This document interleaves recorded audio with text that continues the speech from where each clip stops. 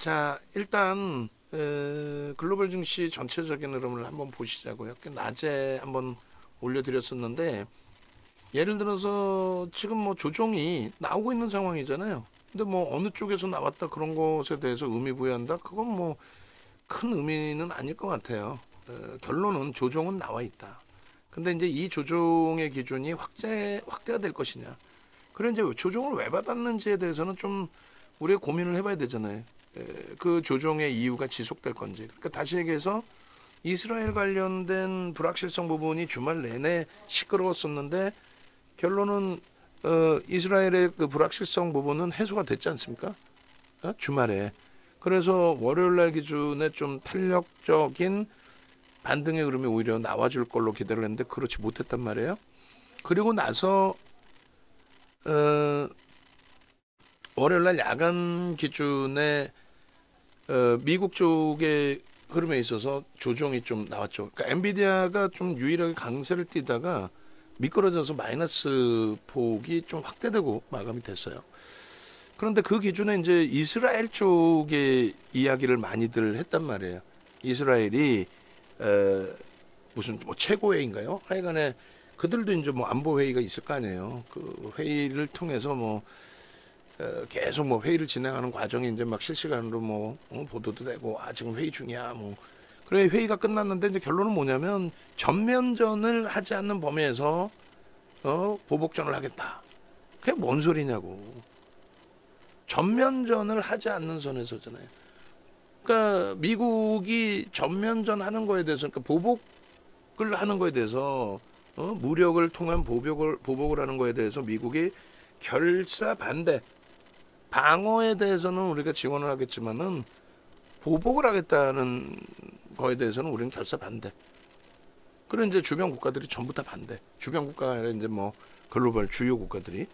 그러니까 이스라엘 쪽도 결국은 그래서 이제 감내를 하겠다의 기준이었는데 표현 자체가 제가 판단할 때 기준입니다. 표현 자체가 전면전을 하지 않는 범위 내에서 강력한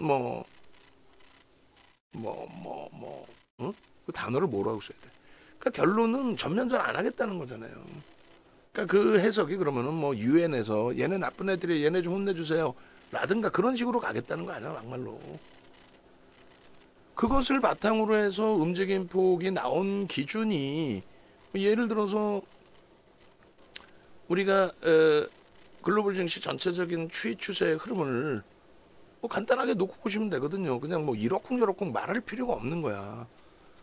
글로벌 시장 어떻게 끝났니라고 했을 때 아니 뭐 유럽 쪽 잘 마감했잖아. 물론 저게 12시 반 이때 이제 유럽이 마감됐다고 쳤을 때 12시 반까지는 뭐 이스라엘 관련된 내용이 없었나? 전혀? 우리나라 어제 빠진 건 뭐예요? 이스라엘 때문이라며 어제도. 응? 그죠? 그 기준과 추가적으로 일본 니케이 쪽의 경우는 지금 사상 최대치 고점이 31,000이란 말이에요. 그걸 뛰어넘어서 41,000까지 갔다가 지금 41,000에서 미끄러진 거 그래 봐야 뭐 어찌됐든 38,000포인트대 형성되고 있고 오늘 하락률이 1.88이야. 아니 개뿔 우리가 더 빠졌어. 우리가 전쟁 났어? 그러는 상황 속에서 무슨 쓰잘데기 없이 10시 반에 중국 시장이 개장이 됐는데 중국이 지금 뭐 1.5% 빠지고 중국은 글로벌 증시에 전혀 1도 영향을 안 미쳐요. 경제 동향은 뭐 중국 경제 동향을 보실 필요는 있다 할지라도. 그리고 아시아 쪽에서 항생을 한동안 봤는데 뭐 항생이 중국에 이제 반환되고 난 이후부터 해서는 전혀 글로벌 시장하고 전혀 달라. 전혀 아무런 내용이 없어요. 결론적으로 대만 증시 정도로 보면 모를까. 대만 가권지수. 근데 오늘 대만은 휴장이고 대만이 오히려 사상 최대치 지금 올해 2월에 사상 최대치 신고가 랠리에 우리나라 시가총액을 넘겼어요. 왜? TSMC 하나 때문에. 그러면 유럽 멀쩡하죠. 대만 멀쩡하죠. 니케이 쪽 우리나라보다 덜 빠졌죠. 우리나라 2.26%, 28% 빠져 끝났어. 미국장은요. 아시아 이제 끝났기 때문에 미국장의 선물이 다시금 강세로 전환될 가능성도 있어요. 조금 전까지 미국 선물은 플러스까지도 전환이 됐었어요. 미국 선물의 기준에 있어서 추가 하락이네. 아니야. 새벽인데 쟤는 아무 의미 없어요. 1% 이상의 변동이 나올 때 상승이든 하락이든 그때 좀 변동이 있구나. 그 정도로 놓고 보시면 돼요. 거기에 제일 중요한 게 뭐예요? 이스라엘이지. 이스라엘 어제 새벽 5시까지 열렸어요. 문제가 되는 상황이라면 이스라엘이 어떻게 돼야 돼? 야, 우리 전면전 할 거야. 그러는 순간, 야, 전면전 하는 순간 이란하고 또 맞부닥치면은 어떻게 돼? 거래 정지가 돼야지. 미국의 9.11 테러 때 미국만 거래 정지. 나머지 국가들 거래를 했죠. 다 폭락. 자산 전부 다 동결, 미국. 우리나라도 막말로 뭐 그래서는 안 되겠지만 이란과 비슷한 상황이 형성이 되면 어떻게 돼요? 시장 폭락해? 무슨 소리 하고 있어? 시장이 안 열리지. 어떻게 시장이 열리겠어? 이스라엘이랑 비슷한 상황이면 우리가 지금 알고 있는 이란과의 뭐 전면전에 뭐 난리가 난 상황이면은 우리가 북한하고 그런 상황이 되면 시장이 열립니까? 뭘 폭락이야, 폭락은. 시장 자체가 안 열리지. 영화에서 보듯이 두두두두두두두두두두. 미국 국민 여러분, 우리 국민 여러분, 미국 애들이 서울공항으로 다 모이세요. 인천항으로 다 모이세요. 부산항으로 모이세요. 다 탈출합니다. 두두두두두두두두. 그게 정상 아니에요? 응? 영화 안 봤어? 무슨 비? 세상에 2017년도 그 좋은 장에서도 그 정신 나간 애들이 한국경제 TV에 시황 돈 받고 파는 누구라고 얘기하긴 그렇고 열심히 사는 건 좋은데 무슨 뭐 전쟁 날 것처럼 주식 전문가면 주식 얘기를 해야지 무슨 뭐 군사 전문가야. 이번만은 다릅니다. 뭐 그 이번만은 다른데 어떻게 뭐 전쟁 나? 그럼 시장이 다 멈추지 뭐 어쩌라는 거야. 그럼 다 팔란 얘기도 아니고 뭐 그래놓고 또 종목은 엉뚱한 걸 줘요. 전쟁 날 뿐 얘기로 만들어 놓고. 강철비 영화 봐봐 어떻게 되나. 응? 그 당시에 나왔죠 강철비가요. 결국은 그때 한가위 때인데 한가위 연휴 지나자마자 폭등이 났어. 폭등. 삼성전자 하이닉스 폭등 신고가 랠리에 막 그러니까 시장 하나 잘 보는 게 그렇게 무서운 거예요. 이스라엘의 증시가 어제 5시 새벽 5시 끝났는데 1.23 빠졌어. 아니 우리나라가 지금 전쟁 났어요? 그러니까 우리나라만 지금 유독 이래요. 그럼 우리나라만 유독 이런 부분에 대해서 왜 그러니라는 부분의 해석을 할 수 있어야 되는데 우리나라만 유독 이런 흐름 속에서 진짜 뭐 글로벌 증시에서 뭐 OECD 국가 그 중에서 우리나라만 못 가는 건데 왜 못 가요? 왜 못 가는 이유를 귀를 닫아버리시라니까요. 윤정도 말만 듣고 왜 못 가요라는 내용에 대해서 뭐라 그래 주변에서 대외적인 걸 자꾸 끄집어내죠. 대외적인 거 끄집어내봐야 빨간 색깔 다우지수 같은 경우 어떻게 돼 있어요? 사상 최대치 고점 넘기고 여기까지 올라가 있죠. 초록 색깔 프랑스 까크 유럽 증시 사상 최대치 고점 넘겨놓고 여기까지 올라가 있죠. 검은 색깔 일본 니케이 지수 마찬가지로 여기까지 올라가 있죠. 응? 우리나라 증시만 못 갔어요. 그럼 뭐야? 글로벌 증시에서 답을 찾을 수 없어요. 우리나라 증시 못 간 거를 글로벌 증시에서 찾을 수가 없잖아. 우리나라 못 간 건 자체에서 못 간 거예요. 그러면 왜 못 갔어요? 정치적인 정책적인 불확실성 정확히 연동돼 있다가 글로벌 증시하고 이격이 발생되기 시작한 거는 2022년부터예요.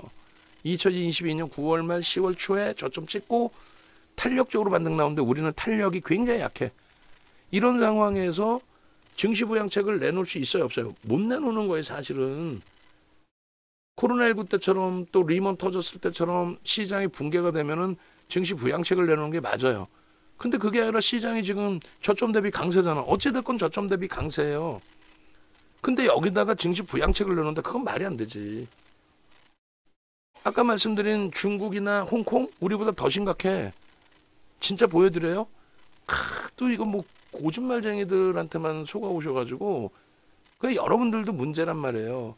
HTS 보실 줄 모르면은 우리 회사에 전화하지 말고 HTS 보실 줄 모르면은 각 쓰시는 증권사에 전화하셔가지고 질문을 하시면 돼요. 나 이거 좀 보려고 그러는데 윤정도 말이 맞나 확인 좀 하려고 그러는데 좀 어떻게 하면 좋겠니라고. 중국 증시가 글로벌 증시하고 연동된 게 단 한 번도 있어요? 2000년 이후에? 없어요. 단 한 번도 없어요. 2023년 512포인트 찍고 우리나라 500포인트 찍고 2000포인트까지 날아갈 때 얘네들은 고점에서 반토막 났었어요. 글로벌 증시가 폭등 나올 때 얘는 반토막. 그리고 밑도 끝도 없이 그냥 막 이렇게. 왜? 저거는 중국 상하이 지수죠. 여러분들이 흔히 얘기하는 거는 홍콩 H 지수를 얘기하는 거예요. 중국 상하이 지수에는 외국인들의 지분의 한도가 지금은 좀 풀렸는지 모르겠지만 저 당시 5%가 뿐이 안 됐어요. 외국인이 살 수가 없었어. 그래서 항생시장에서 샀단 말이에요. 응? 그리고 전체 공산당이 대부분 갖고 있잖아요. 그 IPO하고 그 물량 막 보호해서 풀어버리고 때리고 골 때렸다니까. 그 모든 국민 중에 저때 그 중국의 계좌 개설이 뭐 2억 계좌, 3억 계좌? 그게 묻지마가 된 거예요. 그러다가 이제 IMF가 경고를 합니다. 이때 이제 무너진 건 무너졌다고 치고 무너진 거는 이제 물량, 유통 물량이 보호해서 풀리고 또 증자하고 뭐 이런 과정이고 시가총액 글로벌 시장에서 최상위에 다 들어와 있었어요. 얘네들 종목이. 예? 그러다가 2014년도에 또 비이성적으로 저렇게 날아가죠. 글로벌 증시가 저렇게 날아간 적 있어? 몇백 %씩? 2014년도에? 지들 혼자 미친 듯이 가. 그래서 이 당시에 IMF가 권고를 합니다. 권고. 아니 벤치마킹에서 지수에 대한 편입 비중을 설정하는 쪽 우리나라 MSCI 지수에 편입되어 있는 LG 엔솔 이런 종목군들이 거품이 심한데도 불구하고 그냥 비중대로 묻지도 따지지도 않고 비중대로 벤치마킹에서 그대로 포트를 채워 놓는단 말이에요. 근데 중국 상하이 지수도 추정하는 자금이 있을 거 아니에요. 중국에 투자해달라는 자금이. 결론은 그 자금이 있는 상황에서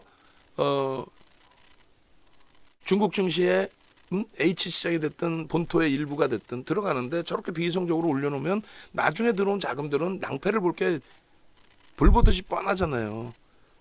그러니까 IMF가 권고를 합니다. 인위적으로 주가 올리지 마세요라고 권고를 합니다. 권고이자 경고일 수도 있죠. 그래서 폭락이 나오는데 하루에 7에서 8%가 빠져요.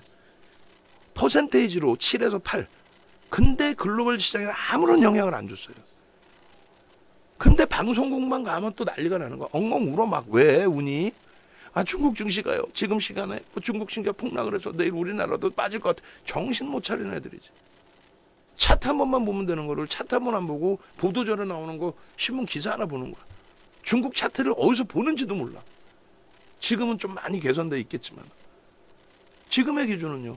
글로벌 시장 미친 듯이 초폭등 나오고 있는데 얘네는 지금 폭등해요? 하다못해 22년 9월 저점 찍고 어찌됐건 우리나라도 올랐잖아. 얘는 올랐어? 근데 무슨 10시 반만 되면 자 중국장이 개장됐습니다. 경마장 왔어? 그러니까 여러분들도 그런 부분은 알고 계셔야 되는 거예요. 나는 잘 모르니까 제가 하는 얘기 안 돼. 듣지도 마시고 보시도 마시고 경제TV는 낮방송 잠깐 모시든가 경제학 박사님들 나오실 때 대학 교수님들 나오실 때 리서치 센터장 분들 나오실 때 그 정도 보시는 거고 야간 방송은 윤전도 것도 보지 마세요. 마감 방송에서 해드리잖아. 그러면 얘네들 아무런 영향 없죠. 항생도 예전엔 영향이 있었는데 아무 영향이 없어.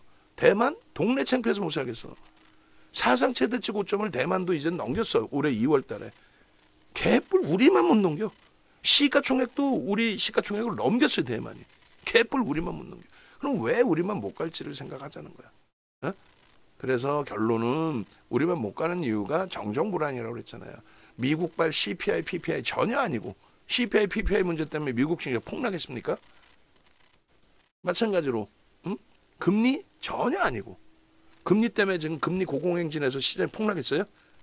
금리 인상 종결하고 난 이후에도 폭등이잖아. 폭등 랠리였잖아. 이제 조금 눌린 거잖아. 근데 금리 인하 안 하면 시장 폭락 나올 것처럼 이상한 소리 하는 거 그걸 귀담아 듣고 계신단 말이에요. 환율 마찬가지. 외환당국이 환율을 지금 개뿔이나 지금 작년에 10월 달에 이미 여러분들께 설명을 드린 내용이 있어요. 다. KBS 머니올라 방송국 갖고 나왔을 때 KBS 방송 기준의 원고란 말이에요. 그 당시에 이스라엘과 하마스 전쟁의 영향에 있어서 단기전으로 끝날 거다. 그냥 막강한 화력으로 제압할 거다. 장기전을 가더라도 전혀 문제가 없다. 그리고 유가 100불 이렇게 해놨지만 개뿔 이거 아무런 영향 없다라고 해석을 한 거예요. 그리고 호르무즈 해협을 봉쇄할 거를 지금 우려하는 거예요. 이란이 이스라엘에 미사일 쐈잖아. 쌌는데 그 뭐야 무슨 뭐 방공호인가 뭔가 있잖아요. 그게 뭐 한 번 막아내는데 1조 7천억 들었다면서요. 그 정도 금액이. 응? 이란이 이스라엘을 쐈단 말이야. 1,000km? 하여 쐈어요. 쐈는데 그걸 다 막았어. 거의 대부분을. 그 파편 떨어지는 거 조심하셔야 했는데 뭐 10살 어린이가 뭐 다쳤다고 굉장히 안타까운 사실이지만 소식이지만 결국은 쐈지. 그것에 대해서 자존심 좀 구길 수 있다 할지라도 그것 때문에 진짜 뭐 이스라엘 본토가 초토화가 돼서 인명피해가 어마어마하고 야 이거 우리 민족을 걸고 국가를 걸고 싸우자 이것도 아니고 자세히 들여다보면 내용이 없어요. 그 진짜 이란하고 아랍하고 서방하고 아랍하고 부딪히는 그런 현상이 나오면 그러면 응?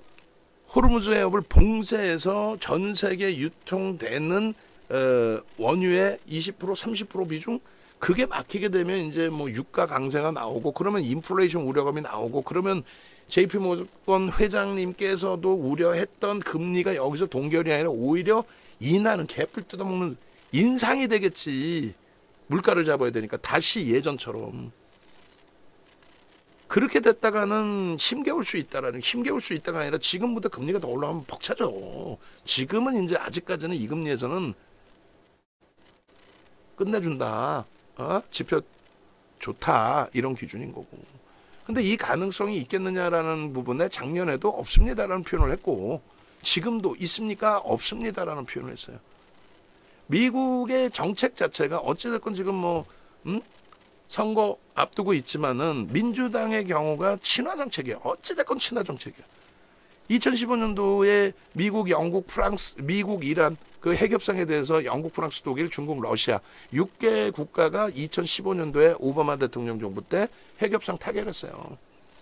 근데 꼭 보면 아버지 부시, 아들 부시 때 전쟁 나고 트럼프 대통령 당선되자마자 핵협상 파기해버리고 그 이유는 공화당은 정책적으로 방산 업체에 대해서 공식적인 정치자금 후원을 받아요. 공화당은 방산업체, 에너지, 전통 에너지 업체. 물론 방산업체, 전통 에너지 업체가 민주당에도 후원하지만은 공화당 위주로 후원을 한단 말이에요. 마찬가지로 민주당에는 신재생 에너지 쪽의 업체들이 후원을 한단 말이에요. 그리고 공화당 쪽의 기준에서는 오바마 대통령이 당선됐을 때 미국의 환경청에 대해서 행정소송을 걸어요. 공화당을 지지하는 뭐 17개 주인가요? 아니 뭐 그 주들하고 석탄 업체들이 야 너희들이 아무리 정권을 잡았어도 그리고 환경청이 아무리 권한이 있다 할지라도 세금을 이렇게까지 무리수를 둬가면서 부과하는 게 말이 되냐 환경세를. 이거는 위헌이지 않냐. 이거는 니들이 너무 과한 거 아니냐. 그 행정소송의 결과가 20년 21년에 나왔나? 중간 선거할 때는 하여간에 그 결과가 나와요. 결국은 그들이 이깁니다. 그렇게 해서 결론은 민주당 정부 정권에서 환경청이 패소를 하는 거죠. 그러니까 정치 색깔이 농후한 거예요. 뭐 친환경이어서 뭐 민주당은 착한 사람들이고 공화당 사람들은 나쁜 사람들이고 그럼 미국 사람들 절반은 다 나쁜 악마야? 트럼프 대통령 악마고? 아니란 말이에요. 그 정책 기준 우리는 주식을 하는 사람들이니까 그 정책 기준을 잘 놓고 보셔야 되는데 우크라이나 사태 같은 경우에도 전혀 문제 없다 그랬잖아요. 유럽이 한번 출렁거렸고 변동률이 굉장히 커졌었고 그거 이외에는 없어요. 2022년 3월 이후에 전혀 영향이 없어요. 그리고 유가 부분도 마찬가지입니다. 이게 유가의 기준인데 두바이유 서부 텍사스 중진류를 보셔야겠지만은 두바이, 브렌트 이렇게 세 가지잖아요. 서부 텍사스 중진류는 수출을 안 해. 미국이 지들만 써요. 오히려 수입해서 써. 전략 배출률 딱 남겨놓고. 두바이유 같은 경우에는 우리는 브렌트유 같은 경우 크게 의미는 없죠. 두바이유를 갖다 쓰죠. 그러니까 두바이유 같은 경우에 그 기간이 굉장히 길게 나와서 이렇게 보여드리는 거예요. 길게 나와서. 결론은 저 박스를 1, 2, 3, 4, 5, 6 이렇게 쳐드렸는데 경기가 좋아지고 있는 상황에 수요에 의한 유가 강세는 전혀 문제 없다는 거예요. 수요에 의한 유가 강세. 두 번째 기준에 뭐 지수도 올라가고 있었지만 두 번째 기준에 그냥 100불에서 저렇게 있었잖아요. 저때 언젠데 리먼 터지고 나서잖아요. 100불을 하고 있었던 거는 약달러 때문에 어쩔 수 없이 1리터에 1달러에 팔았는데 그땐 빵 하나 사 먹었어. 근데 달러가 완전히 가치가 훼손이 됐어. 그러니까 1리터에 1달러 50센트에 팔아야만 빵 하나를 사 먹어. 그래서 경기가 좋지 않은데도 불구하고 100불을 유지하고 있던 거예요. 세 번째, 유가가 급락이 나왔어. 수요와 공급의 논리에 의해서 야 경기가 안 좋아서 수요가 없어서 급락 나서 그게 아니죠. 강달러 기조로 전환되면서의 유가의 조정이란 말이야. 그러니까 3번 보시면 밑에 S&P 500 지수 보시면 시장은 횡보인데 유가 빠져서도 횡보인데 오히려 고점 조금씩 높여놨었는데 이해되세요? 유가가 뭐 100불이 넘어가면 뭐 조정 나오고 100불 미만이 아니라니까. 유가가 100불을 넘겨도 경기가 좋아서 수요에 의한 100불이면은 전혀 문제될 게 없다는 거예요. 4번의 기준은 어때요? 그럼 정상적으로 경기가 계속 좋아지고 금리를 올릴 정도로 경기가 좋아지고 2015년 12월부터 금리 올렸잖아요. 그렇게 되면서 유가도 강세를 띠고 그러다 5번이 뭐예요? 코로나 터지고 일시적인 경기 둔화, 급락. 그리고 6번이 뭐예요? 경기 부양책과 함께 돈 무지하게 뿌려댔죠. 돈 무지하게 뿌렸잖아. 그러면서 유가의 강세. 그럼에도 불구하고 지금 현재 유가가 100불 안 되지 않나? 그냥 뭐 조금만 알면은 편한데 그 조금도 알기 싫은 거야 그냥. 저런 장기표 하나만 놓고 보면 되는데 장기판 표가 아니라 지금 개뿔 유가 지금 보니까 뭐 저도 솔직히 잘 안 보고 있었단 말이에요. 귀찮아서. 농담이 아니라 뭐 지금 뭐 시장이 뭐 무너지는 장이고 막 문제가 되는 장이면은 저렇게 막 차트 잘라서 보지. 85불이구만 무슨 서부텍사스 중진류 선물이 85불. 옛날에 100불을 넘기고 있었다고. 아무런 문제 없이. 100불 넘겨도. 뭐가 문제 그렇게. 결론은 미국의 뭐 금리 얘기도 이렇게 다 올려놓은 거예요. 전혀 뭐 문제 없는 이런 그 시장의 흐름 속에서 환율 같은 경우도 이번에 한번 설명드렸었잖아요. 21년 기준 대비 10월 말까지 하락 유례 기준이 엔화만 유독 약세를 띈 거예요. 달러 인덱스의 기준에서. 우리 모니터링 하신 분들 야간 근무자 달러 인덱스 먼저 번에 한번 내가 링크 줬죠. 그랬더니 예 알겠습니다 했지. 그 표 어떻게 했어? 만들어 놨는데 제가 못 본 거면 다시 올려놓으세요. 이때가 106 정도 했단 말이에요. 지금 얼마예요? 105, 106을 왔다 갔다 해. 지금 현재 실시간으로 얼마일까? 자 봅시다. 실시간으로 저만 볼게요. 저만 끄집어내서 보여드리기 시간 걸리니까. 안 보이는데 여기 있다. 106이네. 기가 막히네. 이 당시에 10월 25일하고 똑같네. 106.170이야. 106.407이네. 똑같죠? 거의 비슷해요. 이 절하율이. 조금의 차이는 있겠지만. 일본의 엔화가 뭐 엄청 약세다? 우리나라 원화하고 비교했을 때 46% 절하가 됐으니까 우리나라 원화 대비해서도 엄청난 약세일 거다? 아 무슨 소리야. 우리나라 원화의 기준점 따졌을 때 2016년 수준이에요. 그렇게까지 약세도 아니야. 달러 대비해서의 저런 기준 하락 유례 기준인 거지. 달러 대비해서. 그래서 저 기준도 오늘날에 맞게 다시 보시면 이렇게 돼 있잖아. 다 이렇게 해놨어. 이렇게 해놨다고요. 원달러 환율, 또 N달러 환율. 지금 50%예요, 50%. 절하율이 엔화가. 그리고 원엔 환율. 원엔 환율에 있어서 지금 수준이 옛날 2016년 수준이라니까? 뭐 그렇게 엄청난 하락이 아니에요. 엔화가 약세인 것처럼 느껴지는 거는 우리나라 인건비가 올라가서 약세인 것처럼 느껴질 뿐이에요. 약세도 약세지만은 인건비가 올라가서. 아시겠어요? 우리 인건비가 올라가서. 많이 올라갔잖아 우리 인건비가. 결론적으로 이스라엘 관련된 내용은 아니다. 밑도 끝도 없다. 그러니까 제발 좀 그런 흐름에 대해서 설정 범위를 잡지 말자. 그 밖에 이제 무슨 뭐 리튬 가격 옛날에 공매도 이거 2차 전지 거짓말쟁이들 거짓 정보 막 뿌려대는 거에 여러분들이 다 속았잖아. 공매도라는 거는 시장 자체에 미치는 영향 자체가 없어요.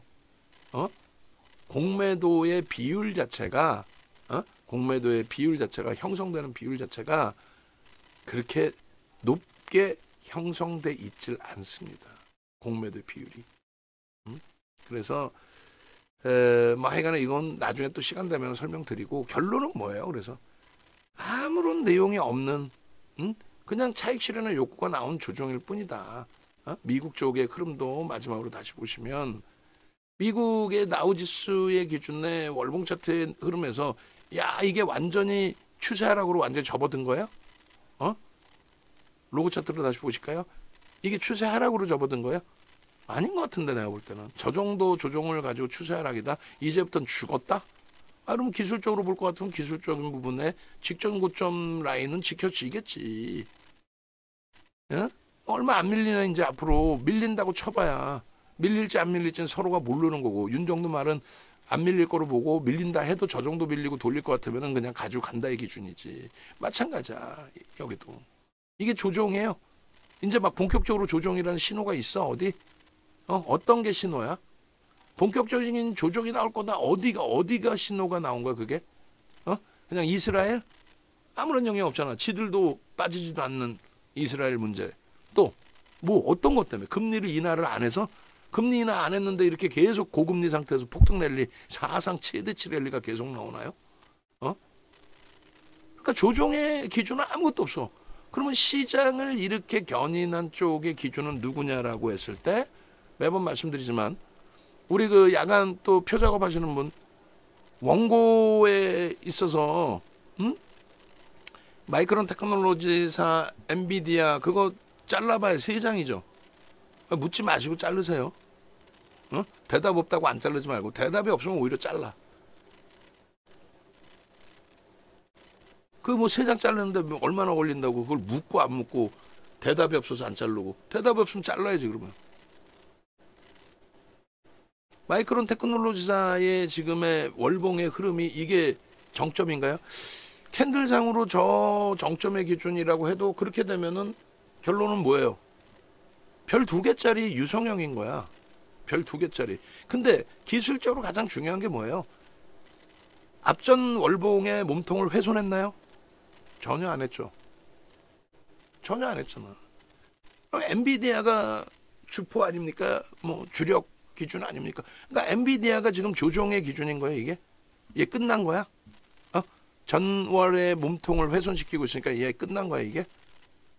전일 기준의 엔비디아가요, 음봉으로 떨어졌을 때 개장 초에 갭 상승 이후에 흐르면서 1% 강세를 띄다가 2.75까지 올라가다 갑자기 이스라엘 때문에 빠졌나 얘가? 아니라니까. 지금도 여전히 60% 상승인데 문제가 될 것 같으면 예를 들어서 저 고점 5%까지 올라가다 마이너스 6.65까지 그러니까 고점 대비 11%씩 빠져야지. 아니면 막 30%씩 빠져야지 하루에. 농담이 아니라 하루에 30%씩 올랐잖아. 26% 갭상승에 29.26까지 작년 5월 24일 날 실적 발표 이후에 장 마감 이후에 25일 날 갭상승 26% 시가총액 1000조짜리가 260조 뜨고 시작한 거야. 1000조짜리가 1000조. 삼성전자의 지금의 기준에서 2배짜리가. 지금 엔비디아가 고점이에요? 정점 끝난 거야? MS사는 어떻게 됐어요? MS사. 마이크로소프트. 시가총액 1위잖아요. 2년 2개월 만에 애플로부터 시가총액을 1위 자리를 받아온 게 1월달 기준에 24년 1월 11일 날 기준에 장중에 애플 시가총액을 넘겼고 그 이후에 이제 엎치락뒤치락 하다가 완전히 지금은 1위죠. 무엇을 바탕으로? AI, 클라우드, 서버를 바탕으로. 근데 얘가 지금 여기서 조정이에요? 내 눈엔 조정으로 안 보이는데 눌림폭이고 가격 조정 일부지 추세 반전이에요? 완전하게? 아닌데 내가 볼 때는. 그러면 이걸 돌릴 수 있는 건 누구라 그랬어요? 삼성전자. 오늘 길게 안 합니다. 이제 뭐 목요일 금요일 날 전략 어제 전략 싹 다 올려놔 드렸고 뭐 단순해. 삼성전자 주봉으로만 놓고 볼게요. 그리고 하이닉스 삼성전자 하이닉스 오늘 뭐 수급 한번 봅시다. 다 뭐 얼마나 문제가 되길래 어이구 개인이 85만 주나 샀어요. 매도와 매수 함께 보셔야 된다 그랬죠. 매도와 매수 순매도가 아니라 기관이 너무 팔아요. 기관들 바보예요. 아, 기관이 왜 바보야? 기관 판 거에 많이 판 게 누가 판 거야? 금융투자가 팔았잖아. 금융투자 바보네. 어? 바보네 금융투자가. 금융투자 누군데? 증권사잖아. 증권사가 돈이 많아? 없어요. 자기 계정 운영할 돈이 있어? 없다니까. 증권사 그지야. 보험사보다 돈도 없고 운영사보다도 안 되고. 그럼 뭐야 저거 증권사 저거 금융투자 저거. 금융당 난 저런 게 싫어. 원래 증권사로 해놨었어. 왜 금융투자로 이름 바꿨고 개인들이 헷갈리게 하냐고. 증권사의 대부분의 물량은 해칭 물량이에요. ETF 상품 팔린 거, 주식 선물 거래, ELS, ELW 걔네들은 조금 지금은 이제 뭐 소강 상태이긴 하지만 그거에 대해서 금융투자는 기계적으로 매수 매도를 하는 거야. 해칭을 하는 뿐이야. 자체 계정이 아니라. 자체 계정은 보험, 투신, 은행, 기타 금융은 이제 스탁론 뭐 쓰시는 분들 저축은행이라든가 이런 쪽의 기준이고, 연기금, 사모펀드, 기타 법인은 기간으로 포함이 안 됩니다. 그렇게 해서 뭐 수급이 나쁘지가 않은데 오늘 매도와 매수 기준에서 외국인들 700만 주, 기간 1200만 주 매수잖아요. 2천만 주, 3천만 주의 거래량이 2천만 주가 외국인과 기관인 거예요. 순매수만 놓고 보지 마시고 전체 거래가 누구? 외국인과 기관. 그게 해증 물량부터 해서 실질 매매부터 해서. 근데 누적적으로 얼마요? 작년 1월 2일부터 지금까지 6%에 달하는 외국인들의 매수가 들어와 있다. 6%. 그래서 지금 56%에 달하는 외국인 지분이 형성돼 있다. 대주주는 33% 수준이다. 얼마요? 89%가 대주주가 외국인인데, 예? 업황이 지금 상상을 초월하게 좋다고 그랬죠. MS가 시가총액 1위로 올라올 정도로 AI에 대한 관련된 GPU, 반도체, 예? HBM과 반도체의 전체적인 기준. 그러니까 저 엄청난 수급이 추가적으로 들어와 있는 거예요. 사상 최대치 고점을 찍고 눌린 거잖아. 9만 원대 5일뿐이 거래가 없었어. 8만 6천 원 넘긴 거 거래일수로 며칠 돼도 안 해요. 그 훌륭한 흐름에서 이렇게 눌려줬어. 땡큐지. 하이닉스요? 사상 최대치 신고가. 5월 이후에, 작년 5월 이후에 엔비디아하고 거의 연동성 비슷하게. 상승률은 엔비디아가 월등히 높아요. 작년 대비 145% 올라와 있어요. 이 수준이면요, 포스코, 우리가 퓨처엠 들어갔었잖아. 그죠? 포스코 퓨처엠 지금 어떻게 돼 있어요? 고점 한번 찍었을 뿐이지 17만 6,500원 대비해서 지금 기껏해봐 올라와 있는 게 45%. 누가 주도주야? IT라니까. IT는 이런 흐름이 아니잖아요. 지금 삼성전자, 하이닉스가. 에코프로 같이 비이성적인 흐름을 갖고 갔던 경우에 그나마 시가총액 3조짜리 들어 올린 거에 저희 흐름인 거고. 에코프로 BM, 얘도 이제는 하이닉스 수익률에도 안 돼. 무슨 2차 전지 풀 뜯어먹는. 2차 전지는 말 그대로 그 당시에 거래대금 한번 터지고 움직임 나와서 들여다본 그 수준의 종목군밖에 안 되는 거예요. 하이닉스보다 많이 올라와 있는, 또 삼성전자보다 많이 올라와 있는 종목 2차 전지 작년부터 통틀어서 손가락 안에 꼽아. 그런데 그것도 시가총액 비슷한 애들이나 비교하는, 금양 같은 애들 700억짜리 주가 조작해서 3천억 만들어 놓고 거기서 박순혁이 끌어다가 세일즈 했는데 우연찮게 막 2차 전지가 속된 편으로 미친 듯이 터져서, 예전에 몇몇 종목 있죠. 바이오 업체들 중에 조단이 막 올라가면서 얼결에 집안이 가문이 바뀐 애들. 이번에 그 금양이 그렇게 된 거지. 700억짜리 회사 200~300억에 인수해서 HPSP 100억 투자했는데 뭐 조단위 금액을 회수하겠다. 뭐 그 수준이지. 걔네들은 깔끔하게 하지. 금양 같은 애들은 700억짜리 12조까지 땡겨놨다가. 에휴, 뭐 쓸데없는 얘기가 됐는데 결론은 실질 주라는 거는 실적이 뒷받침되고 수급이 이렇게 뒷받침되는 쪽. 그거 아니면 안 되는 거예요. 그래서 이제 한미반도체도 이제는 매수세는 드릴 거예요. 계속 26만 원 갈 수 있다라고 봐요. 여기서 뭐 50% 하루에 이슈 한번 물거지면 하루에 상한가 가는 거, 한미반도체에서 상한가까지 아니더라도 50% 올라오는 거. 아니 상한가는 왜 못 가? 포스코 인터내셔널이 상한가 7월 24일 날 상한가, 7월 26일 날 상한가 갔을 때 7월 26일 날 상한가가 16조였어요. 18조였나? 1억 7,500만 주짜리 9만 원대였으니까 16조 정도 했겠네. 상한가 가서 16조 했다고 얘가. 날짜도 안 잊어먹어. 농담하는 게 아니라.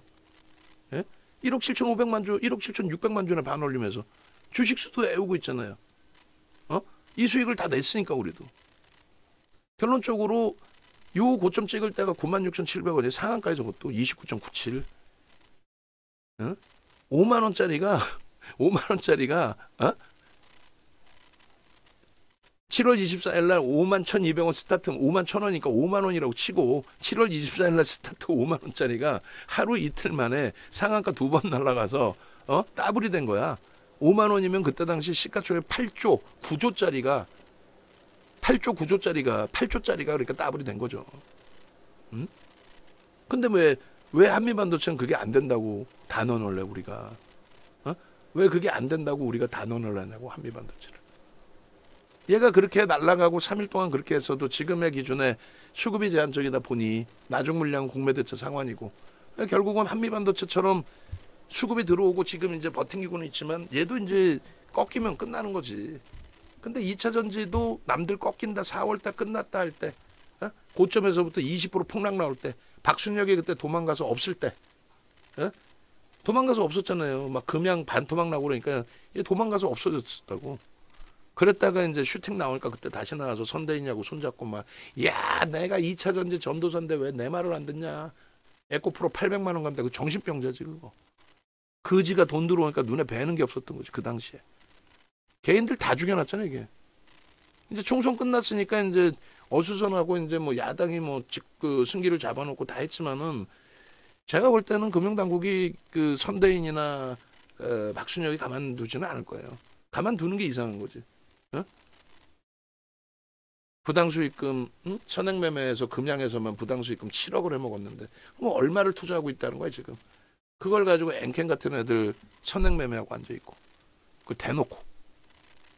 하여간에 결론은 한미반도체도 뭐 여기서 상한가 수준 상한가 그런 오버슈팅이 나올 수 있다라는 거예요. 업황에서. 그 업황에서 그런 슈팅이 나왔을 때 투건 들면 그러니까 가격 26만 원을 보는 게 아니라 14만 원 대비 50%를 보는 거예요. 투건 들면 상한가 가버리잖아. 툭툭 두세 번 툭툭 쳐버리면은 그러니까 그렇게 갈 거니까 몰빵하세요. 그 개념이 아니잖아요. 우린 지금 5%인데 목표 주가 자체도 이제는 그렇게 높게 안 들여요.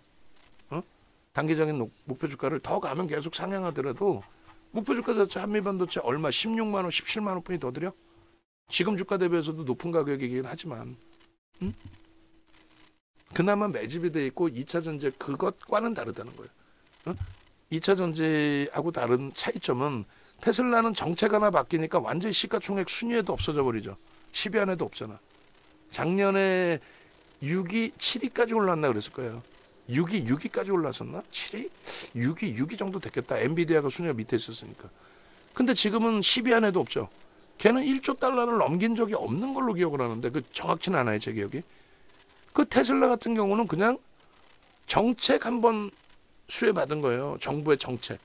야, 우리가 민주당이 친환경 정책 이거 보면 나와 있잖아. 그게 뭐 어제 오늘의 얘기가 아니라니까. 그러니까 윤정수처럼 38년 주식한 사람 얘기를 들어야지. 무슨 박순혁이나 선대인처럼 무슨 뭐 2차 전지 사면 애국을 하는 것처럼 그런 뻥쟁이들 얘기 들으면 안 되고. 여기 보시면은 민주당과 공화당의 외교정책, 경제정책, 기후변화, 에너지 이런 게 다 나뉘어져 있죠. 의료 이런 게. 그래서 공식적인 정책적인 그 수혜 업종은 공식적인 정치 자금을 받는 쪽을 지원할 수밖에 없죠. 얘네들도. 대표적으로 민주당 IT, 신재생 에너지, 전기차. 원래 전기차가 아니었어요. 신재생 에너지. 그러니까 친환경의 기준에 있어서. 그리고 전기차에 2차 전지가 포함된 거고. 그다음 바이오, 오바마 케어. 그리고 공화당의 경우는 아버지 부시 아들 부시 때 전쟁 나죠. 방산, 전통 에너지, 전통 제약, 소비재. 그렇게 해서 야, 이 정도 환경이면 됐지. 이 정도에서 조금만 뭐 환경을 위해서 조금만 조심하면 됐지. 야, 북극곰이 물속에서 자든 말든 그게 무슨 상관이니. 우리가 자원이 이렇게 많은데 자원 개발할 때 그렇게 세금 부과해 버리면은 우리 기업들은 어떻게 하라는 거니. 그게 공화당의 원리예요. 결론적으로 지금의 기준은 애플한테 2년 2개월 만에 시가총액 1위 자리를 다시 넘겨받은 MS의 기준이 클라우드 사업, 오픈 AI의 흥행, 그 오픈 AI의 대주주가 MS잖아요. 거기에 연동된 엔비디아 GPU 그거 하나 가지고 시가총액 3천조, 어? 주당 1달러 순이익에서 주당 5달러까지 1년이 안 됐는데, 그러다 보니까 주가가 1000조에서 3000조까지 올라오더라도 그게 이상할 게 없는. 하이닉스 마찬가지. 하이닉스 작년 10월 말 전망치가 이게 머니올라에서 보여드릴까요? 그 도표에서 머니올라에서 보시면, 그래서 결국은 2차 전지 다 팔면 뭘 삽니까? 우리는 이미 다 팔았고요. 실질 2차 전지라는 거는 배터리 3사의 기준입니다. 걔네들이 23년 20년 3월부터 8월까지 그 바이든 효과, 테슬라의 폭발적인 시세 나올 때에 200% 250% 올랐습니다. 저게 실질 랠리죠. LG화학 시가총액 결국은 3위까지 올라왔었잖아요. 통틀어서 300% 500% 올라오면서 저게 실질적인 거지. 시가총액 3조짜리 시가총액 700억짜리 주가들 올려놨다고 그게 기준 아니잖아. IRA는 악재예요. 인플레이션 감축법이 어떻게 2차 전지의 호재입니까? 몇 년 지나고 다시 따져보세요. 어? 아니 인플레이션 감축법이 어떻게 2차 전지의 호재예요. 중국산을 못 쓰게 하면 나머지 업체 다 죽는 거지. 폐밭대를 뜯어서 써야 될 정도로 얘기하면 그거는 악재인 거지. 아, 난 그게 이해가 안 되더라고. 하여 뭐 공매도 내용까지고 저거 다 필요 없이 결론은 실적 부분에 하이닉스의 영업이익 전망치가 8조 1142억이었단 말이에요. 10월 26일 기준에. 하이닉스의 저 8조의 영업이익 전망치가 어떻게 돼 있냐고 지금. 13조 8천억. 8조에서 13조 8천억. 5조 7천억이 증가했어. 7, 8에 56, 70% 이상 증가했죠. 작년 10월 말 대비 하이닉스의 주가는 60% 수준 올라와 있는데 실적 전망치가 얼마? 70% 이상 증가했어요. 근데 앞으로 더 증가할 거냐? 증가하죠. 왜요? 엔비디아의 실적, 델사의 실적, 마이크론 테크놀로지사의 실적, 또 나머지 아마존, 그리고 알파벳, 메타의 클라우드 사업 부문의 진입에 대한 성장성 투자, 그러니 실적이 계속 상향될 수밖에 없기 때문에 저 당시에 11만 원대 하이닉스를 지금까지도 비중 45%로 계속 가져가는 이유는, 저 당시에 추천해서 대박입니다, 이 종목 대박 날 거예요, 그렇게 해서 목표 주가를 설정해 드렸다면은 지금 그 폭발적인 시세 60%, 54%, 60% 올라온 이 상태에서도 매수를 해야 된다라는 명확한 근거가 있어야 되잖아. 어디 가서 얘기 들어볼 거야. 그냥 좋아요, HBM이에요, 끝. 방금 보여드렸잖아. 작년 10월 말 컨센서스 방송에 갖고 나온 사람 단 한 명이라도 있어? 없어요. 애널리스트도 없을 거야. 아, 있을 수 있다. 컨센서스 시계열 동향 갖고 나오는 분은 계실 수 있죠. 전망치가 7배 증가한 거예요. 7배. 예? 70%, 7배가 아니라 70%. 그러니까 주가가 이렇게 올라가는 거예요. 앞으로 더 증가할 수 있다는 거고. 그렇게 해서 삼성전자와 하이닉스, 그리고 한미반도체의 기준이 있는데, 한미반도체의 차별화의 기준은, 한미반도체는 지금 어떻게 돼 있어요? 실적 전망치가 내년에 위험고지를 해드리는 거예요. 26만 원도 간다라고 했어요. 갈 수 있다. 100% 간다가 아니라 갈 수 있다. 그러니까 우리는 뭐 IT의 기준을 잡고 반도체 기준을 잡고 끝까지 들여다 볼 거다. 근데 문제는 뭐냐? 시가총액이 지금 13조 6천억인데 내년 실적 전망치가 5,770억이에요. 매출이 순이익도 아니고, 순이익 5천억도 아니고, 순이익이 1조 3천억 나와야 PER이 10배인데 순이익이 5천억도 아니고 순이익은 2천억이야. 내년 순이익이 2천억. 올해 순이익이 1,490억이에요. 지금 PER이 100배, 100배, 90배, 100배.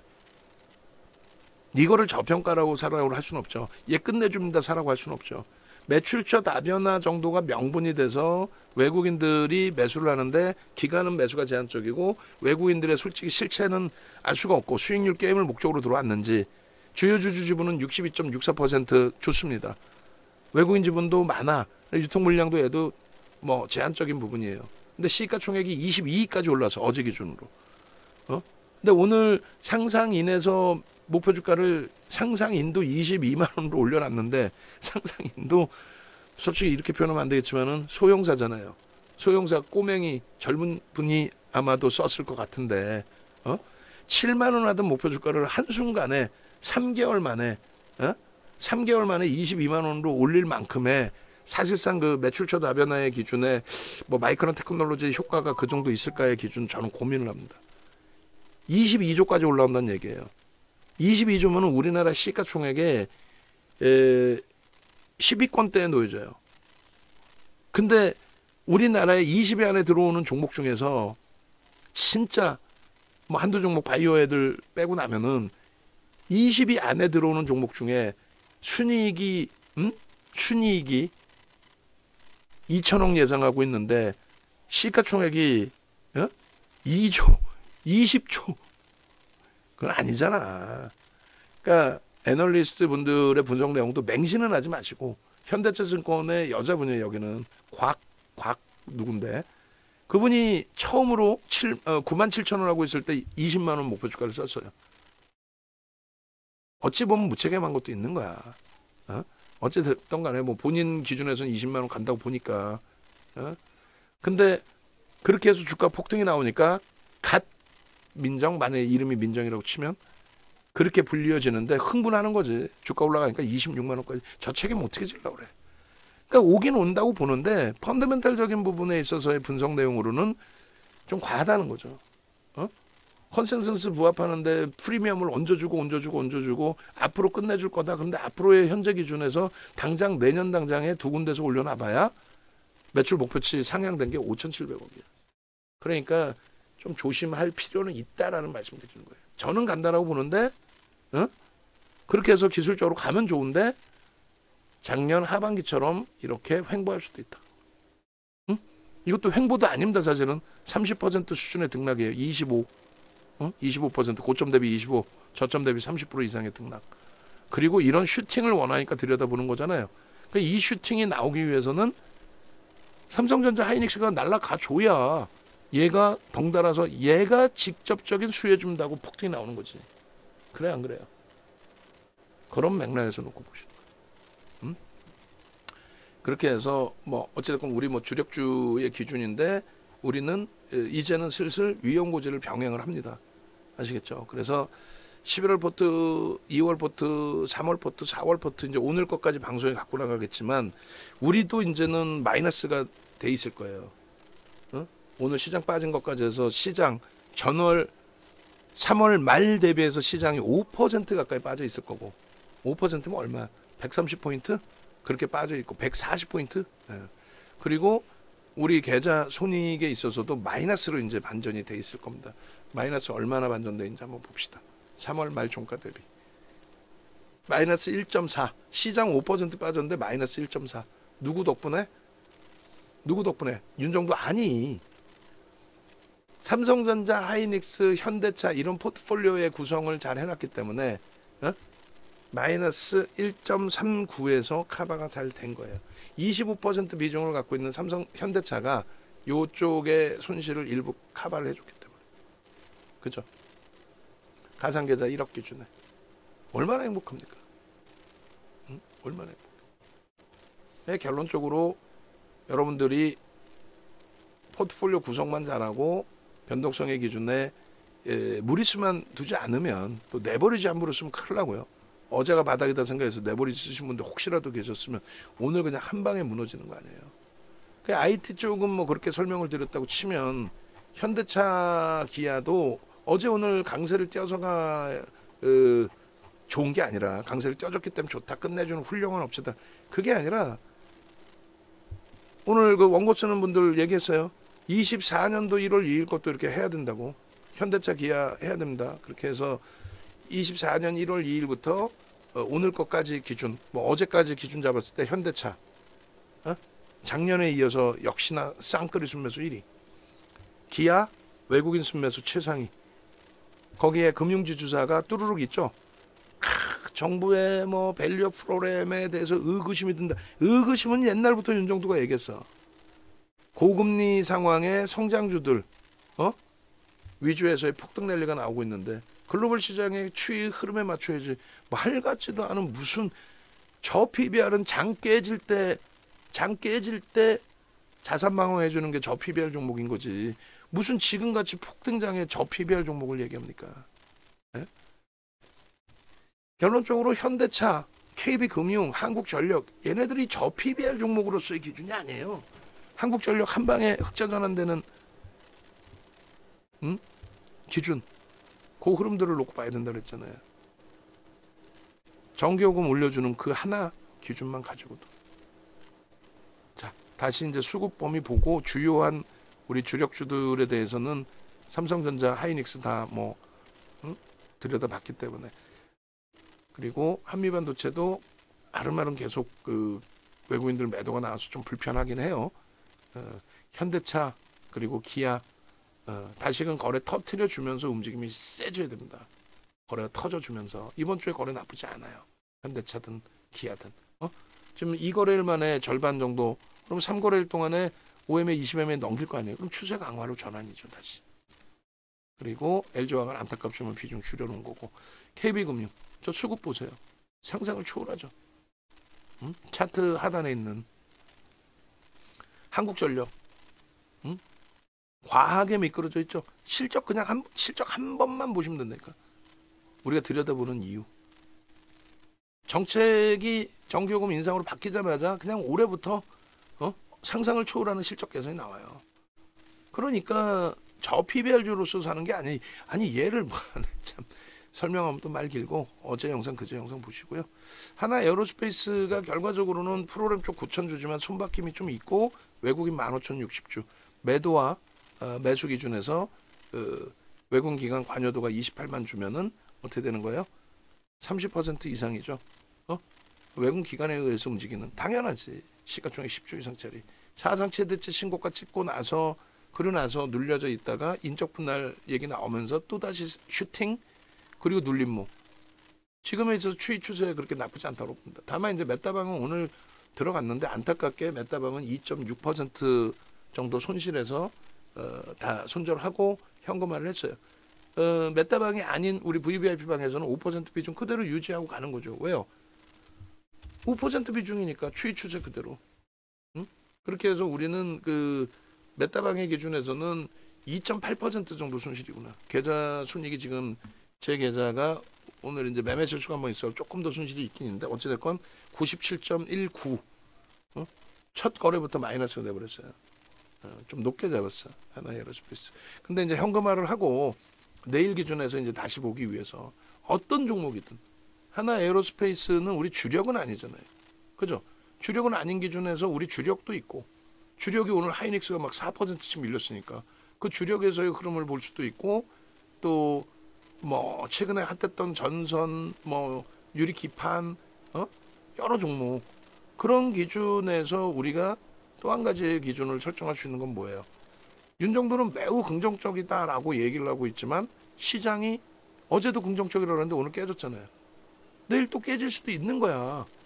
윤 정도는 이거 아니에요. 걱정 안 하셔도 돼요. 근데 일단은 차익 실현을 요구가 터졌든 뭐가 터졌든 그냥 막 깨져 내려와. 그러면 포트폴리오를 구성하고 있는 우리 VVIP 방은 상관이 없는데 메타방은 100% 비중을 가져가서 자칫 잘못하면은 손실이 너무 커진단 말이에요. 그것뿐만 아니라 매매가 없어져 버리는 거죠. 이거 어떻게 하지? 가져가면 돌리겠지. 그러려면 메타방이 뭐 하려고 필요해. 그래서 안타깝지만 이제 현금화를 100%를 해놓은 거고 오늘 뭐 시간에서 뭐 특별한 내용의 흐름은 보이지는 않고 미국의 선물 쪽은 지금 약법이에요. 0.09, 0.10 금요일날 조정, 월요일날 조정이 포함되어 있기 때문에 미국의 선물 쪽의 기준, 본장의 기준도 돌려질 가능성에 대해서 긍정적으로 해석을 해서 들여다볼 수 있습니다. 다만 이제 그 유럽 쪽이 어제 강세로 끝난 여파 기준이 될 수 있죠. 1%대 하락이긴 해요. 그래도 미국 쪽은 이제 선 반영돼 있는 그런 맥락에 좀 해석을 하면 될 것 같습니다. 그나마도 다행스럽게 이번 조정 깊이 나온 조정에 앞서서 우리 포트폴리오를 굉장히 많이 그나마 잘 줄였죠. 뭐 우연찮게? 에이, 뭘 그 우연찮게 줄였다고 그러시나? 막말로 방산주 싹 다 압축한 거 LIG 넥스원, 현대 로템, 하나 에어로스페이스, 하나 에어로스페이스로 압축했잖아요. 압축한 이후에 그 자리에서 맴돌고 있는 거 얘는. 그죠? 현대로템이 한번 슈팅이 위로 나왔다가 그 자리고, 그 다음에 한미반도체로 압축을 했는데 한미반도체도 사실 오늘 좀 미끄러졌지만 그 자리에서 움직이는 거고, 나머지 압축한 종목군들 대부분은 조정이 깊어졌죠. 응? 그러니까 압축을 이번에 잘했어요. 나머지 좀 있는 물량이 주력주 이외에 하나에어로스페이스, 그 다음에 알테오젠을 어제까지만 해도 좀 정리할까 했는데 뭐 오늘 나쁘지 않았단 말이에요. 수급도 뭐 공매대처 상황인지 모르겠지만 일부. 그래서 만약에 거래가 다시 여기서도 또 둔화되면은 이제 정리를 하긴 할 건데, 일단은 뭐 오늘까지는 유지했고, 그 다음에 이제 IT 세 종목이 있죠. 이수페타시스. 아니 무슨 이거 뭐냐고 오늘. 아무리 생각해봐도 이건 아니지. 22만 주 매도에 그러면 0.4% 미만의 매도에 그들의 매집 평균 단가까지 밀린 거예요. 얘는 그러면 돌릴 때 효자가 될 수 있죠. 그 시간이 어느 정도 걸릴지는 놓고 봐야겠습니다만 두 가지로 보시면 돼요. 23년 9월 12일부터 잠시만요. 2023 09월 12일부터 오늘까지의 누적 수급 고르게 들어왔죠. 특정한 곳에서 한 군데서 들어오면 안 된다 그랬어요. 고르게 들어온 거예요. 오늘 이거 자르실 때 연기금 순서 이 상위로 이렇게 맞춰야 돼요. 그렇게 해서 뭐 투신 정도까지만 해갖고 뭐 날짜는 상관없어요. 글씨가 제대로 보일 수 있을 만큼 사이즈로 해서 뭐 550만 주면은 6954죠. 9% 가까운 매집이 돼 있는 거고, 그 다음에 올해 작년 6월이면 너무 멀다. 올해 1월 22일부터 기준 잡으시면은 오늘 좀 물량이 또 나가서 270만 줍니다. 270만 주면 얼마예요? 4%대 적지 않아요. 4%라는 물량이 적지 않습니다. 4%대에 매수가 들어와 있고, 이게 이제 쌍끌이 기준에 그 규모가 조금 미끄러졌을 수는 있는데, 쌍끌이 기준에 어제까지는 이제 15위에 놓여져 있었거든요. 15위 1월 22일 이후에 그렇게 해서 순매수 금액 기준으로 놓고 보시면 이수페타시스가 쌍끌이 종목이 이렇게 흔치는 않아요. 여기 있죠. 그럼 몇이야? 현대차, 신한지주, 하나금융지주, KB금융, 삼성생명, 그 다음에 한국전력이 6위, 8, 10, 13, 15, 17, 19, 20, 22이네. 많이 미끄러졌네. 어제까지 15위였는데 22위로. 22위여도 얘가 시가총액이 22위는 아니잖아요. 그 여기서 또 한 가지 놓고 보실 거는, 그래서 매수 평균 단가가 얼마니? 라고 했을 때 4%대 매집에 대한 평균 단가는 지금 37,000원이에요. 어떻게 할 거야? 36,970원. 어떻게 할 거야? 프리미엄이 하나도 없어. 그럼 사야지. 근데 1순위는 누구야? 하이닉스, 삼성전자잖아요. 응? 그 다음 변동성 매매에서 1순위는 한미반도체가 지금 프리미엄이 높든 안 높든 그쪽에 거래대금이 풍부하니까 그쪽. 그 다음 얘를 보는 건데, 얘가 그럼 무조건 들어가면서 대기하고 있느냐? 아니라니까. 거래 터지고 강해질 때. 그리고 우리는 이 평균 단가나 누적 수급을 알고 있으니까, 그러면 과도하게 미끄러져 있는 현재 상태에서 비중이 높지 않으신 분들의 기준에 비중을 추가적으로 채워야 된다. 뭐 그런 기준에서 작년부터 따지면은 평균 단가 한 34,000원 정도 돼요. 프리미엄 10%죠. 매직 규모는요 9%란 말이에요. 목표 주가 굉장히 높게 잡을 수 있어요. 5만 원 이상까지.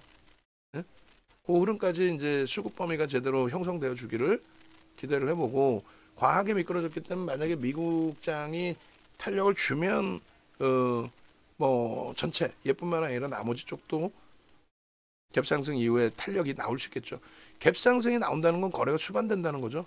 거래가 수반되고 움직임이 나온다는 거는 매우 긍정적으로 해석을 할 수 있다는 거예요. 거래가 없이 움직이는 거는 목표 주가 설정 범위가 높지 않아요.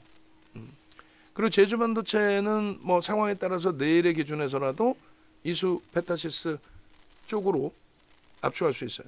만약에 한미반도체가 세게 움직인다면 얘를 잘라서 한미반도체로 압축할 수도 있습니다. 그건 염두에 두시고요. 그렇게 해서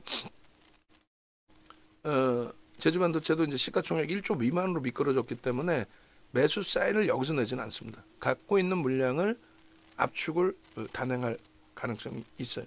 이제 주성 엔지니어링의 경우도 일단 어찌됐든 현재 기준에서는 어떻게 유지 전략을 합니다. 그러니까 지금 주력주 이외에 뭐 가지고 있는 종목은 하나, 에어로스페이스 하나. 그다음에 알테오젠이 있는데 걔도 수급에 따라서 거래대금이 둔화되면 정리할 거예요. 응? 걔는 뭐 그렇게 뭐 부담스러운 위치도 아니고 정리할 때의 기준에. 그다음 나머지 이제 세 종목이 반도체 소부장 쪽인 거죠. 주력주 포트에 포함되지 않은 이스베타시스, 주성 엔지니어링, 제주반도체인데 제주반도체는 내일 정도에 잘라서 한미든 이수든 혹은 하이닉스든 압축을 할 겁니다. 아시겠죠? 그리고 나서 이제 그 가벼움의 여유로움을 가져갈 때, 예? 종목이 별로 없으니까 이제 어떻게 압축이 됐든 그 앞에 압축이 돼서 뭐 그 다음 놓고 보는 게 이제 오늘 종목을 좀 바꿔놓겠지만은 위치를 예를 들어서 이제 변동성의 기준에서는 예를 들어서 뭐 SKC의 오늘의 수급이라든가 누적 수급이라든가 또 이오테크닉스의 오늘의 수급이라든가 누적 수급이라든가 다 파악해야죠. 그냥 막 들어가는 게 아니라 뭐 ISC도 좋은데 거래대금이 없는 건 속된 편으로 때려주기도 못 들어가요. 거래대금이 없는 거는 아무리 좋다 해도 거래가 터지는 날만 볼 거. 거래가 터지는 날만. 마찬가지 JNTC 같은 경우도 뭐 외국계 프로그램 쪽에서 외국인들이 돌아왔다 공매대차 상환일 수도 있고 기관은 내리 팔아. 그것도 얼마나 못된 짓거리냐면요. 얘 보도자료 얘도 무지하게 나오죠. 얘도 봐. 사모펀드 기존에 있던 물량들 다 팔아먹기 위한 보도자료 뿌리는 거 아니야. 근데 이걸 못 잡아들이는 이유는 뭐예요? 나는 모른다. 대주주가 회사가 무슨 뭐 우리 끝내주는 업체에 뿌리든 말든 난 모르겠고 주가 올랐길래 나는 팬다. 아주 나쁜 놈들이지.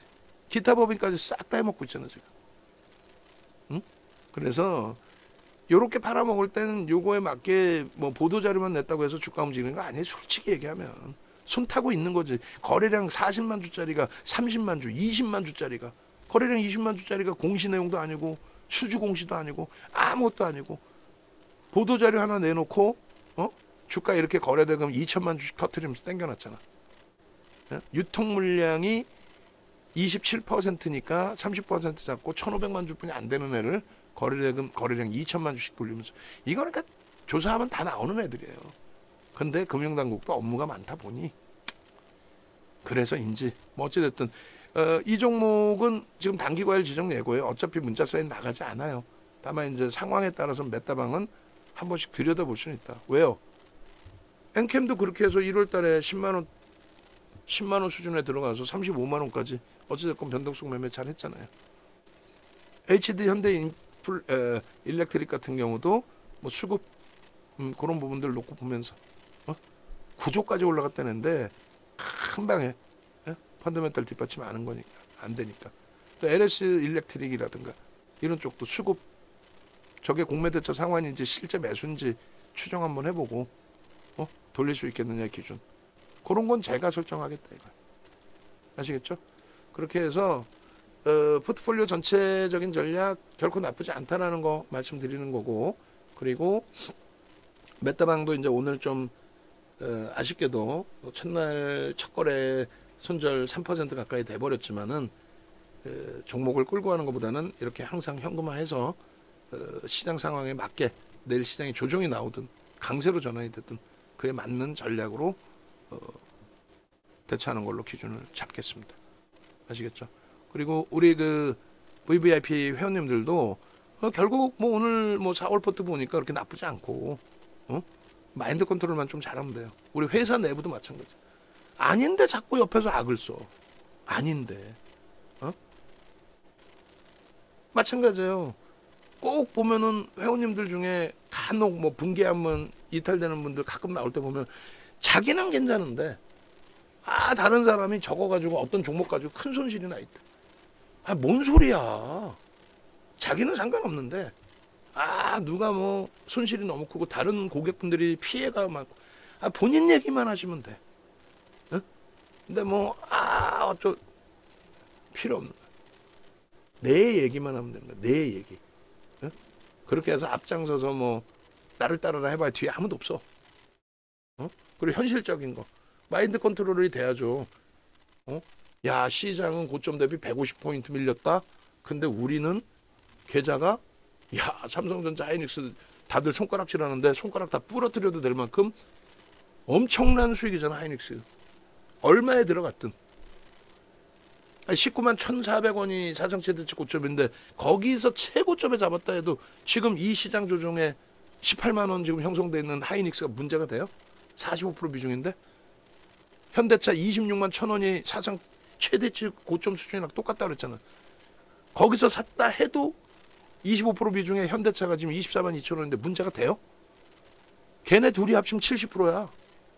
근데 뭘 옆에서 콩나라 판나라를 해?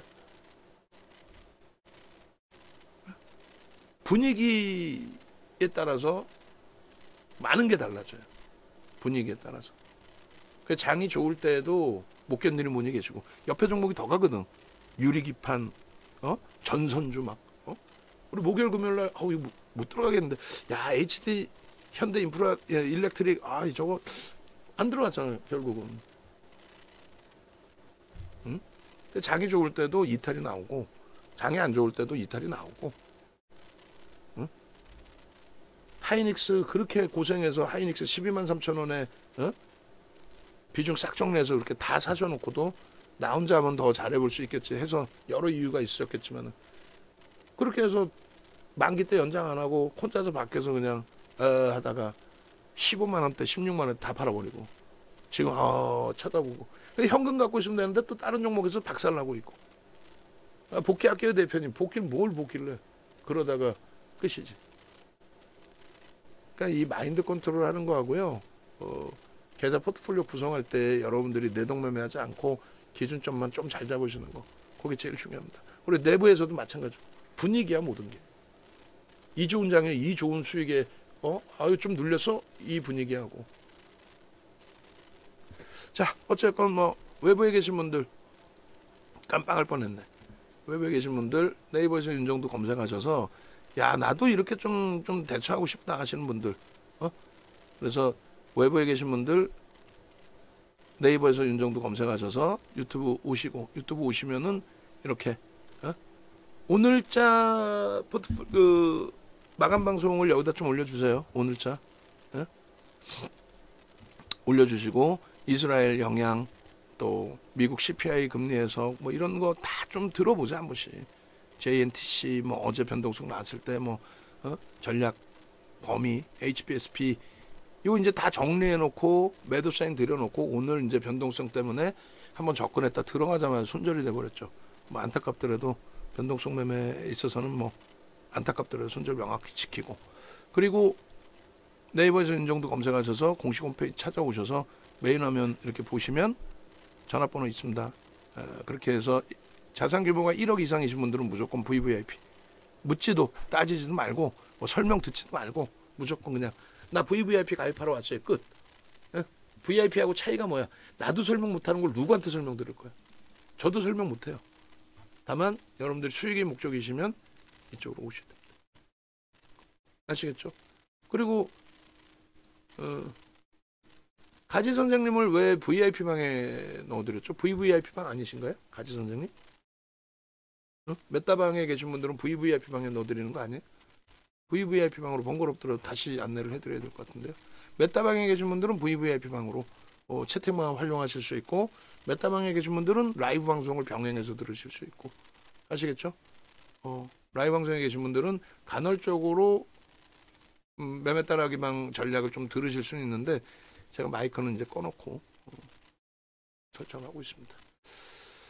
전부가 아니라 아까 내가 불러줬는데 몇 장만 하면 되는데 방송 녹화 올려놓고 페이지 수 다시 알려드리겠습니다.